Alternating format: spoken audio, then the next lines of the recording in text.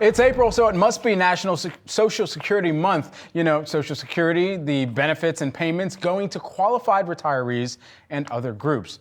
Most people will get the benefits at some points of their life, but for those of us who don't plan on retiring within the next 10 years, we can still hope. The fund might be insolvent by 2034, meaning they may not be able to pay 100% of scheduled benefits, according to the Trustees report.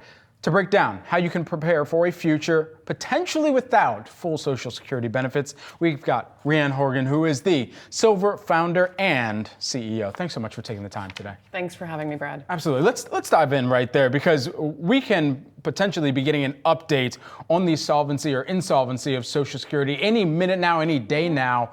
And so how does that affect so many potential retirees out there, people who are planning to retire but might not be able to tap into the same benefits that past generations have been? Yeah, well, let's start with past generations. So Social Security was created in 1935. Wow. So just think about that for a second. Like, a lot has changed since 1935. I mean, in the midst of the Great Depression, they were still like, we need Social Security. Yeah, but back then, less than 50% of Americans were living until they were age 60. Wow. So today, 80% of us are living to 80 plus. And so we have this longevity, which is a great thing in many sides, but Americans more and more are needing longevity insurance. One of the things I think a lot about is that the Americans that are retiring today are the first generation of Americans that are retiring en masse without a pension. Right? We talk a lot about 401ks. You guys were talking about IRAs and retirement savings earlier. A lot of the focus has been on how to save for retirement, but think about it now, the average 65-year-old is trying to figure out how to take money out of these accounts for the first time, and how to make it last a lifetime. And that's where Social Security comes in, because it is the one source of lifetime income for every single American. So what can people do today to set themselves up for a potential future without Social Security? So I think the reality is there will be Social Security, but things are going to need to change. Like, the math does not work. It's not mathing, as they would say. Yeah. So the parties are at odds. The Democrats are saying let's tax higher income earners. The Republicans are saying let's change the actual payouts. I think the reality is that the first thing is that folks need to actually understand how it works. Like, you need to be paying into the system to get benefits out.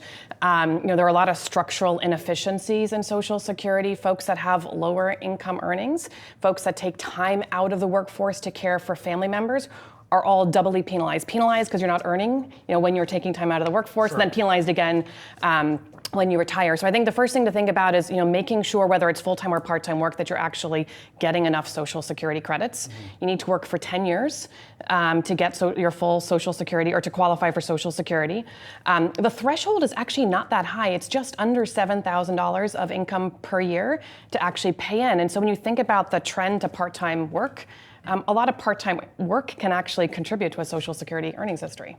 And you mentioned logjam in DC, you mentioned where the parties are aligned right now in terms of their own plans or agenda to try and make sure that Social Security is remaining afloat.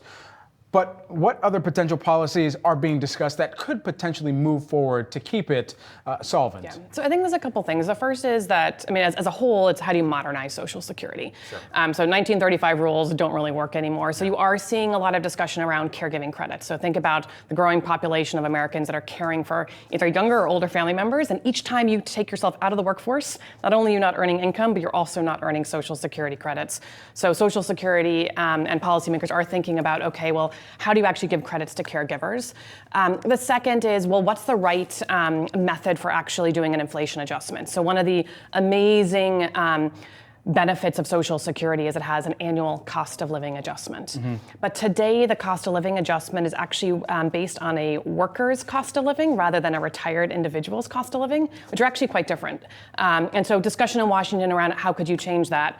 And then the final thing is retirement age. And this is deeply unpopular across the American public because no one wants to work longer. Right. But the reality is that if we're living until our mid-80s and 90s, it is highly likely that the retirement age is going to change. And that is one of the ways that Washington is saying, well, look, if we delay retirement age, you can still take your benefits early.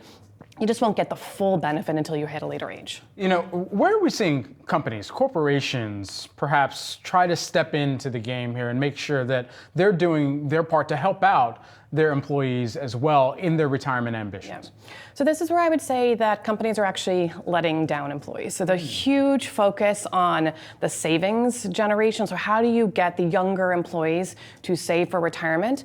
But employers are walking away when it comes to retirement. There's, in the old days, you had a pension, you had employer health care, someone was taking care of you. Today, this American generation is paying for health care on their own. They're trying to figure out how they're going to finance long-term care. They're deeply afraid of aging into poverty. And so this is where I think financial institutions actually have an opportunity to step into the gap that employers have left. Employers have said, we don't want to be responsible for our former employees' retirement. And so now financial institutions need to step in and say, okay, we're going to help you manage that IRA. We're going to help you think about how that direct deposit stream, that monthly payment that you're getting from Social Security, how that can last a lifetime and how it can cover your expenses. And it's interesting, just lastly, while we have you here, I got to wonder for a lot of the people that are trying to figure out what the real age is right now, what are you hearing that median age of retirement to actually be? So in our data at Silvur, we see a couple trends. The first is that many folks are still retiring at 65 because it's the year you're also eligible for Medicare. Yeah. And the reason that they're doing that is that healthcare pre-age 65, if you're paying for it yourself, really expensive. And the average ACA plan, if you don't have a subsidy, is $700 a month. But increasingly, we are seeing people retiring pre-65, and what they're doing is they're transitioning to part-time work. So they're saying, look, I'm going to retire at 62, I'm going to transition to part-time work, I'm going to find that job that has good healthcare benefits to bridge me to Medicare and to get me that extra income before I fully retire. Rhian, I think you just helped us come up with our first wealth-themed merch item, a t-shirt that just says 1935 rules don't work anymore. Thank you so much for joining us here. As long as Dude with Sign doesn't beat me to it. Rhian Horgan, who is the Silvur founder and CEO, thanks so much for joining us here today.